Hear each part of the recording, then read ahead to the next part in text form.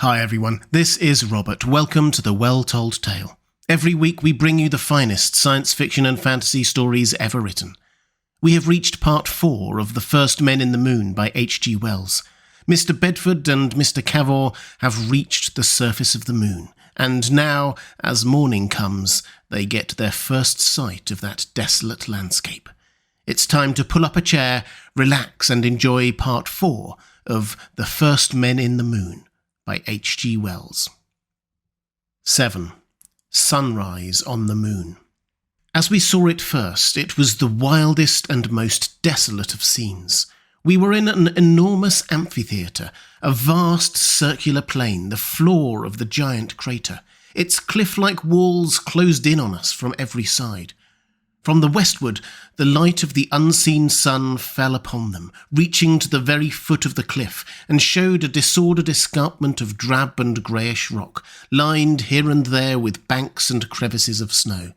This was perhaps a dozen miles away, but at first no intervening atmosphere diminished in the slightest the minutely detailed brilliancy with which these things glared at us.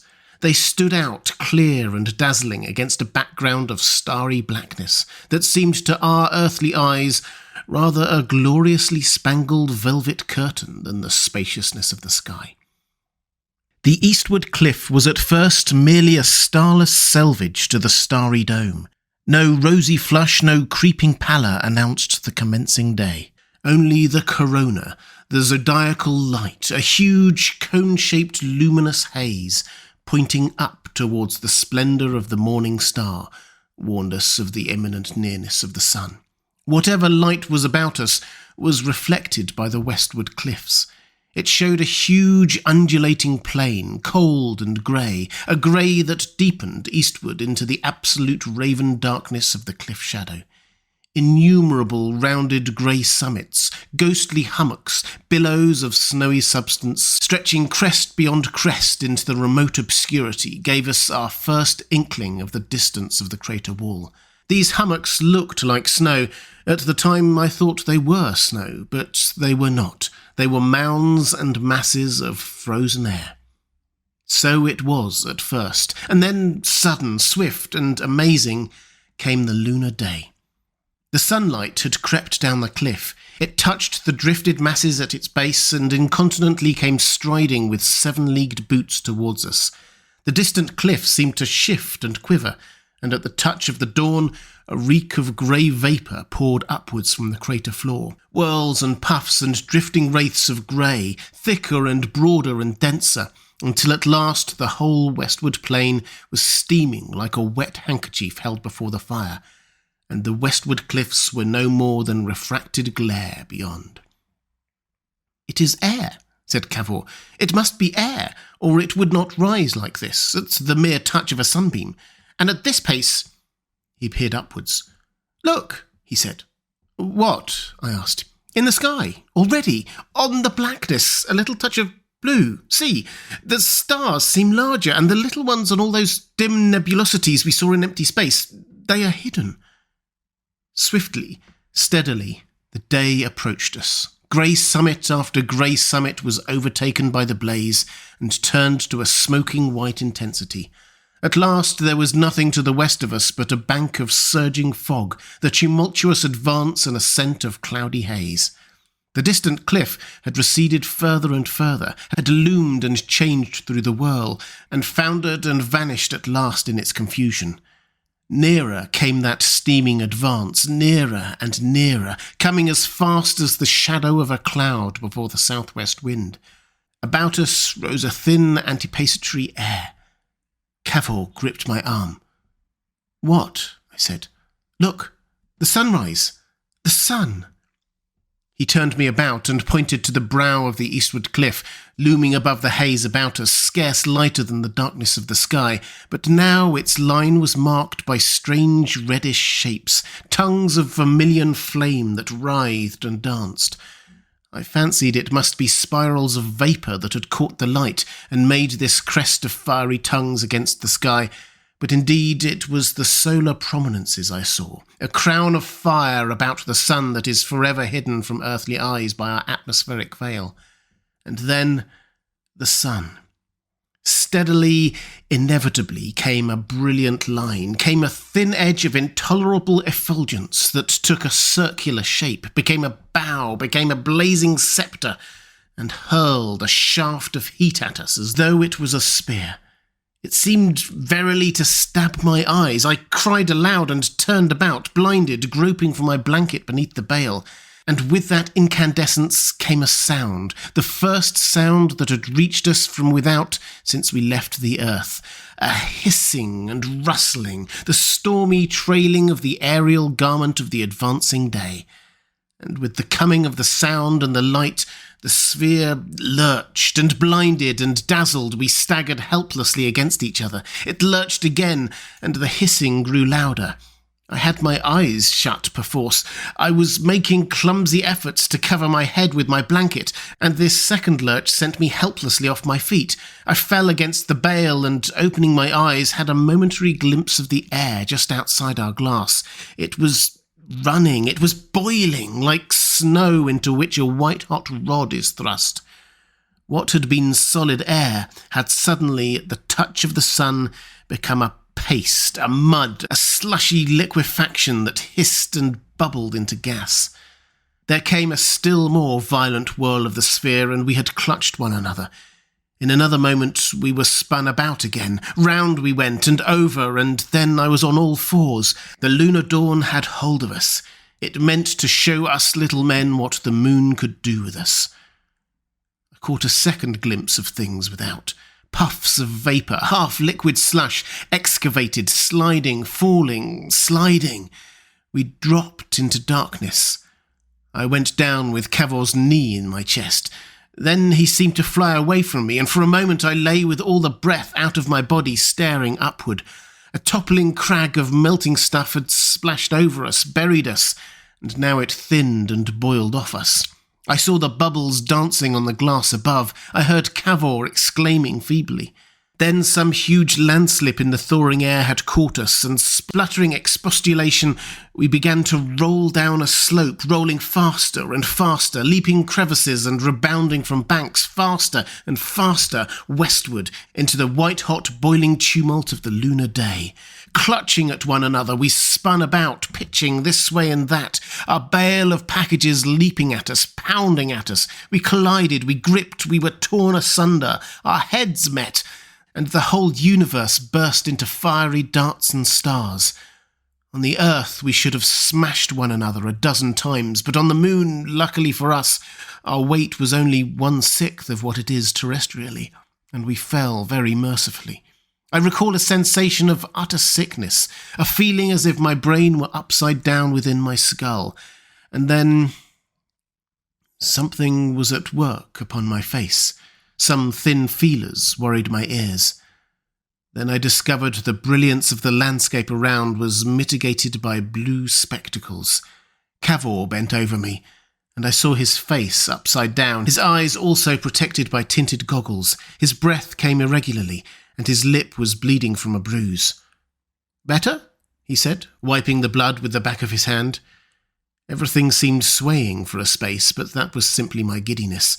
I perceived that he had closed some of the shutters in the outer sphere to save me from the direct blaze of the sun. I was aware that everything about us was very brilliant. "Lord," I gasped, "but this—" I craned my neck to see. I perceived that there was a blinding glare outside, an utter change from the gloomy darkness of our first impressions. "Have I been insensible long?" I asked. "I don't know. The chronometer is broken. Some little time. My dear chap, I have been afraid." I lay for a space taking this in. I saw his face still bore evidences of emotion. For a while I said nothing. I passed an inquisitive hand over my contusions and surveyed his face for similar damages. The back of my right hand had suffered most and was skinless and raw. My forehead was bruised and had bled. He handed me a little measure with some of the restorative, I forget the name of it, he had brought with us. After a time, I felt a little better. I began to stretch my limbs carefully. Soon I could talk. "It wouldn't have done," I said, as though there had been no interval. "No, it wouldn't." He thought, his hands hanging over his knees. He peered through the glass and then stared at me. "Good Lord," he said. No. What has happened? I asked after a pause. Have we jumped to the tropics? It was as I expected. The air has evaporated, if it is air. At any rate, it has evaporated, and the surface of the moon is showing. We are lying on a bank of earthy rock. Here and there, bare soil is exposed, a queer sort of soil. It occurred to him that it was unnecessary to explain. He assisted me into a sitting position, and I could see with my own eyes. 8. A lunar morning. The harsh emphasis, the pitiless black and white of scenery had altogether disappeared. The glare of the sun had taken upon itself a faint tinge of amber. The shadows upon the cliff of the crater walls were deeply purple. To the eastward, a dark bank of fog still crouched and sheltered from the sunrise, but to the westward, the sky was blue and clear. I began to realise the length of my insensibility. We were no longer in a void. The atmosphere had arisen about us. The outline of things had gained in character, had grown acute and varied, save for a shadowed space of white substance here and there. A white substance that was no longer air, but snow. The Arctic appearance had gone altogether. Everywhere broad, rusty brown spaces of bare and tumbled earth spread to the blaze of the sun. Here and there at the edge of the snowdrifts were transient little pools and eddies of water, the only things stirring in that expanse of barrenness. The sunlight inundated the upper 2 blinds of our sphere and turned our climate to high summer, but our feet were still in shadow, and the sphere was lying upon a drift of snow. And scattered here and there upon the slope, and emphasised by little white threads of unthawed snow upon their shady sides, were shapes like sticks, dry, twisted sticks of the same rusty hue as the rock upon which they lay. That caught one's thoughts sharply. Sticks on a lifeless world. Then, as my eye grew more accustomed to the texture of their substance, I perceived that almost all this surface had a fibrous texture, like the carpet of brown needles one finds beneath the shade of pine trees. "Cavor," I said. "Yes, it may be a dead world now, but once..." Something arrested my attention. I had discovered among these needles a number of little round objects, and it seemed to me that one of these had moved. "Cavor," I whispered. "What?" But I did not answer at once. I stared, incredulous. For an instant I could not believe my eyes. I gave an inarticulate cry. I gripped his arm. I pointed. "Look!" I cried, finding my tongue. "There! Yes, and there!" His eyes followed my pointing finger. "Eh?" he said. How can I describe the thing I saw? It is so petty a thing to state, and yet it seemed so wonderful, so pregnant with emotion. I have said that amidst the stick-like litter were these rounded bodies, these little oval bodies that might have passed as very small pebbles, and now first one and then another had stirred, had rolled over and cracked, and down the crack of each of them showed a minute line of yellowish green, thrusting outward to meet the hot encouragement of the newly risen sun. For a moment, that was all, and then there stirred and burst a third. "It is a seed," said Cavor. And then I heard him whisper very softly, "Life." Life. And immediately it poured upon us that our vast journey had not been made in vain, and we had come to no arid waste of minerals, but to a world that lived and moved. We watched intensely. I remember I kept rubbing the glass before me with my sleeve, jealous of the faintest suspicion of mist. The picture was clear and vivid only in the middle of the field. All about that centre, the dead fibres and seeds were magnified and distorted by the curvature of the glass, but we could see enough. One after another, all down the sunlit slope, these miraculous little brown bodies burst and gaped apart like seed pods, like the husks of fruit, opened eager mouths that drank in the heat and light pouring in a cascade from the newly risen sun. Every moment more of these seeds ruptured, and even as they did so, the swelling pioneers overflowed their rent-distended seed cases and passed into the second stage of growth. With a steady assurance, a swift deliberation, these amazing seeds thrust a rootlet downward to the earth, and a queer little bundle-like bud into the air. In a little while the whole slope was dotted with minute plantlets, standing at attention in the blaze of the sun. They did not stand for long. The bundle-like buds swelled and strained and opened with a jerk, thrusting out a coronet of little sharp tips, spreading a whirl of tiny, spiky, brownish leaves that lengthened rapidly, lengthened visibly even as we watched. The movement was slower than any animal's, swifter than any plant's I have ever seen before. How can I suggest it to you, the way that growth went on? The leaf tips grew so that they moved onward even while we looked at them. The brown seed case shriveled and was absorbed with an equal rapidity. Have you ever on a cold day taken a thermometer into your warm hand and watched the little thread of mercury creep up the tube? These moon plants grew like that. In a few minutes, as it seemed, the buds of the more forward of these plants had lengthened into a stem and were even putting forth a second wall of leaves, and in the slope that had seemed so recently a lifeless stretch of litter was now dark with the stunted olive-green herbage of bristling spikes that swayed with the vigour of their growing. I turned about, and behold, along the upper edge of a rock to the eastward, a similar fringe in a scarcely less forward condition swayed and bent, dark against the blinding glare of the sun, and beyond this fringe was the silhouette of a plant mass, branching clumsily like a cactus and swelling visibly, swelling like a bladder that fills with air. Then, to the westward also, I discovered that another such distended form was rising over the scrub, but here the light fell upon its sleek sides, and I could see that its colour was a vivid orange hue. It rose as one watched it. If one looked away from it for a minute and then back, its outline had changed. It thrust out blunt, congested branches until, in a little time, it rose a coralline shape of many feet in height. Compared with such a growth, the terrestrial puffball, which will sometimes swell a foot in diameter in a single night, would be a hopeless laggard. But then the puffball grows against a gravitational pull 6 times that of the moon.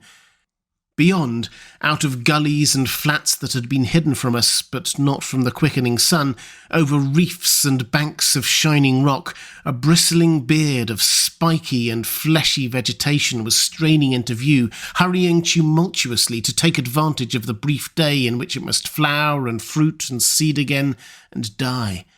It was like a miracle, that growth. So, one must imagine, the trees and plants arose at the creation and covered the desolation of the new-made earth. Imagine it. Imagine that dawn, the resurrection of the frozen air, the stirring and quickening of the soil, and then this silent uprising of vegetation, this unearthly ascent of fleshiness and spikes. Conceive it all lit by a blaze that would make the intensest sunlight of earth seem watery and weak. And still, around this stirring jungle, wherever there was shadow, lingered banks of bluish snow.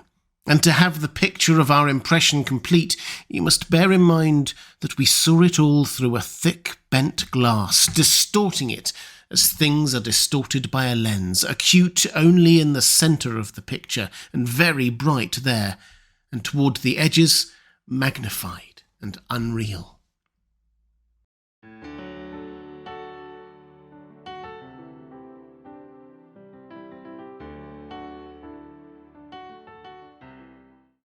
And welcome back. I hope you enjoyed part 4 of The First Men in the Moon. If you'd like to support The Well Told Tale as we make these classics available for free to everyone, thank you. The best way to do that is through my Patreon page. There's a link in the description. I'll be back next week with part 5 of the story. I hope you can join me.